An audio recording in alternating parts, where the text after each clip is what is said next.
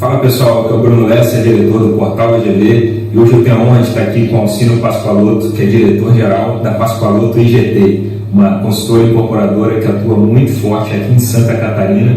Tem alguns projetos que são impactantes a nível nacional, como é o caso do Yacht House, como é o caso do Vitra, Latitá. E Alcino, obrigado por ter recebido a gente aqui hoje. Antes da gente começar, eu queria conhecer um pouquinho a pessoa por trás da marca. Quem que é o Alcino Pascoaloto? Como que ele veio parar no mercado imobiliário? Bom, o mercado imobiliário ele já está enraizado, digamos assim, na nossa família, né? Meu pai vem da construção civil, e antigamente tinha olaria, material de construção, e a partir de 93 nós viemos para Santa Catarina, onde nós começamos a construir. Então hoje nós atuamos em Itajaí, na Praia Brava, Balneário Camboriú e Itapema, em 3 cidades. E a decisão de ter vindo para cá e feito esses empreendimentos e apostado na construção civil aqui é pelo mercado de segunda residência, né? O turismo aqui na nossa região é muito forte e as pessoas tendem a se aposentar ou ter seu imóvel de segunda residência aqui nessa região pela beleza natural, segurança. Então esse foi o maior atrativo para nós aqui nessa região. Bacana. A Pascoaloto ela ficou muito conhecida por uma aposta certeira no segmento de luxo, né? Apesar de serem empreendimentos de segunda residência, são bem focados em luxo, são bem focados no alto padrão. A gente sabe que no Brasil empreender para esse segmento de luxo não é uma tarefa muito fácil. Como que foi para vocês se posicionar dessa forma? Como que foi tomar essa decisão? O nosso foco em empreendimentos de mais alto valor, nessa região ele tem um apelo maior pelo contexto da segurança, praia, localização em termos de acesso a grandes centros. Então foi um pouco mais fácil, digamos assim, pelo contexto que existe da região, né, as belezas naturais aqui. E o fato de que a nossa região é muito limitada, o litoral, a orla. Então, cada vez mais que se constrói aqui, diminuem os terrenos e aumentam o valor das unidades. Porque o nosso centro é natural, o nosso centro é o mar. Então, à medida que se acaba a proximidade do mar e os terrenos, né, próximos ao mar, os empreendimentos vão valorizando cada vez mais. Então, os clientes eles costumam comprar o imóvel em fase de pré-lançamento, mesmo durante a execução, porque eles sabem que quando o empreendimento estiver pronto, ele vai ter uma valorização muito grande. Então ele é um luxo junto com o investimento. Certo. E quando a gente fala de Pascoaloto, é difícil não falar de Yacht House, né? Acho que vocês conseguiram criar uma obra que ela é icônica não só para Santa Catarina, mas a nível mundial, em termos de potencial, em termos de estrutura. É realmente algo muito imponente. Como foi essa questão de desafiar o céu, desafiar a altura, desafiar a engenharia, já que a gente está falando de um braço de mar de um lado, um mar do outro, um terreno mais difícil? É uma decisão muito corajosa. Como é que foi para vocês resolverem empreender dessa forma? Nós tivemos bastante dificuldade em termos de viabilidade para a gente conseguir construir um terreno, as aprovações, e nós demoramos 2 anos para conseguir fazer toda essa regularização. A parte da construção, aqui a altura se dá pelo fato das pessoas quererem ver o mar. Então, quanto mais altos são os empreendimentos, melhor é a vista que você tem para o mar, inclusive até da região. E os empreendimentos no embasamento que ficam as torres, eles acabam tendo uma área social muito grande, de piscinas, áreas de lazer.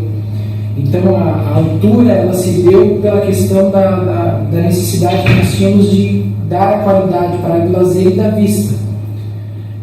No mundo hoje, se você for falar prédios de 80 andares, como nós que tem 81 pavimentos, acima de 80 andares não é normal, né? Na Europa tem pouquíssimos edifícios dessa altura, na Ásia e nos Estados Unidos já existem mais.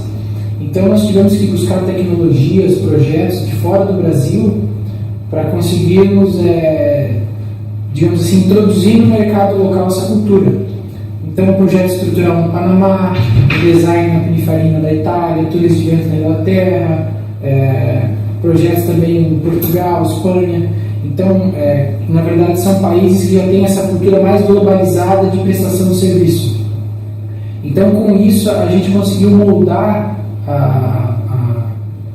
a mão de obra local e até os projetistas locais também a terem esse conhecimento e, junto com a gente, desenvolver os projetos. E qual que foi a maior dificuldade? Assim, empreender no Brasil não é fácil, né? Você está falando de aprovações, 2 anos de projeto, a gente sabe que são muitos licenciamentos, alvará de construção, licenciamentos ambientais, viabilidade econômica. Qual que foi a maior dificuldade, o maior desafio que vocês encontraram com sua obra? O maior desafio foi pelo tempo de execução da obra, né? Porque a obra a gente inicia ela quando compra o terreno. Então, nós começamos em 2012, quando nós adquirimos o terreno, e a conclusão da obra em 2020. Então, o período de obra é muito longo. Então, nós tivemos que fazer um empreendimento que ele fosse um atrativo para pessoas que já têm imóveis na nossa região de alto valor e de alta qualidade. Então, nós tivemos que criar um plus a mais para eles comprarem a sua terceira residência. A maioria dos clientes não moram na nossa região, eles têm um imóvel bom de uso aqui e eles estão esperando ficar pronto o nosso empreendimento para eles poderem substituir pelo atual. Então, o nível de qualidade que a gente teve que colocar e esse contexto da criação do projeto para criar essa atratividade foi o nosso grande diferencial, mas acabou compensando porque as pessoas se veem hoje morando aqui, não só como uma segunda residência. A maioria dos clientes que compraram pensam em vir morar e não só um destino de turismo. Vocês seguem investindo em outros projetos, né? O Vitra, como a gente comentou agora há pouco, vocês estão estendendo essa parceria do Estúdio Pininfarina. Esse pedaço aqui de Santa Catarina ele vem se destacando muito realmente com empreendimentos, não só em termos de altura, etc., mas como produtos com conceito, produtos mais diferenciados. Você acredita que esse pedaço do Brasil tem potencial para se tornar um destino de luxo a nível mundial, conforme a gente tem em Dubai, conforme a gente tem em Miami, conforme a gente tem em Mônaco, conforme a gente tem em outros locais? Hoje nós já temos uma clientela, digamos assim, de fora do Brasil, mas a grande maioria são brasileiros que moram no exterior, né?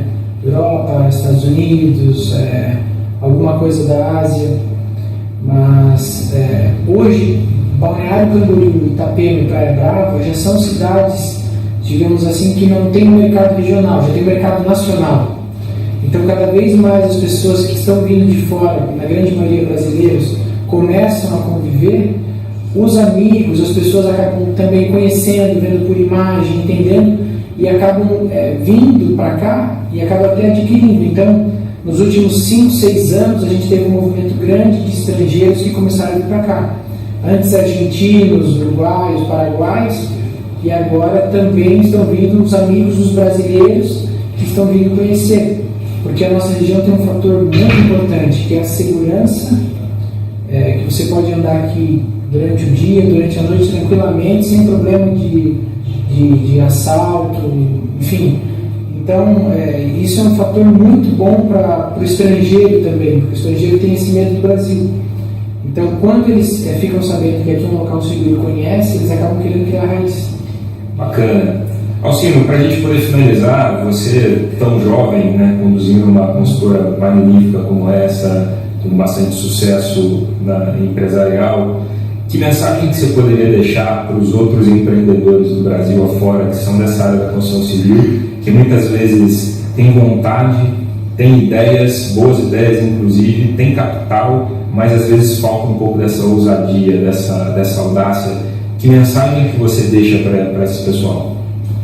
Eu acho que assim, a mensagem principal é que seja o que você for fazer, tanto na construção civil quanto na sua vida profissional, pessoal, o mais importante é fazer aquilo que é mais difícil para você. É daí que vem o sucesso. Não é fazer o mais fácil, é fazer o mais difícil. Então você dá o apoio para as pessoas que estão fazendo aquilo que você não gosta de acompanhar, não gosta de fazer, você estudar e analisar os dados ou informações que geralmente não são o que mais te atraem. Você tem que esquecer o que você gosta de fazer e você tem que ir atrás daquilo que você não gosta, porque você vai fazer tudo bem feito. Se você fizer só aquilo que você gosta, vai ficar coisa para trás, aí você não vai conseguir ter um êxito naquilo que você projeta, né? Naquilo que você quer. Então, tem que se desafiar. Esse é o meu recado, né? Faça na sua empresa, na sua vida profissional, na sua capacidade, aumente a sua capacidade de fazer aquilo que você não gosta. Só mais um detalhe, você acredita no Brasil? Você acredita no nosso potencial como nação? Você acredita que a gente tem um mercado aí que é saudável para a gente poder continuar empreendendo? Nós fazemos nas nossas empresas um planejamento de 30 anos. Então, é difícil falar que não acredita no Brasil, né? A gente faz planejamento de 30 anos. A gente adquire imóveis pensando em projetos até para nossos filhos, até agora já vai começar para os nossos netos daqui a pouco. Então, o Brasil ele tem uma vantagem sobre todos os outros países, que ele é um país verde. E a maioria dos países não são verdes. Então, a nossa beleza natural e a nossa qualidade em matéria-prima, em clima, isso é muito forte. Então, o Brasil é um país que só tende a crescer porque os outros países sempre vão depender dos nossos produtos, da nossa matéria-prima. Então, por consequência, a construção civil, né, os empreendedores, eles sempre vão ter essa vantagem em relação aos outros países. Que tudo que for feito no Brasil com bastante cuidado e com bastante perseverança sempre vai dar certo. Porque o Brasil é um país que sempre vai crescer. Enquanto os países, principalmente na Europa e alguns da Ásia, eles não crescem mais. Porque eles não têm riqueza natural para poder desenvolver, para poder criar novas fontes, e a população também não cresce mais. Então a gente é um país jovem que está crescendo e que tende a se desenvolver nos próximos anos através de uma boa política, através de uma melhoria da qualidade de estudo para as pessoas.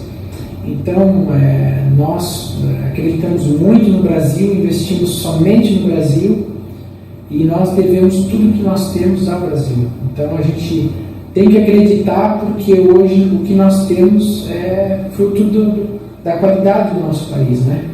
Perfeito. Faustino, muito obrigado pelo seu tempo. Obrigado pela disponibilidade. Obrigado. E você continue acompanhando o canal do Portal VGL.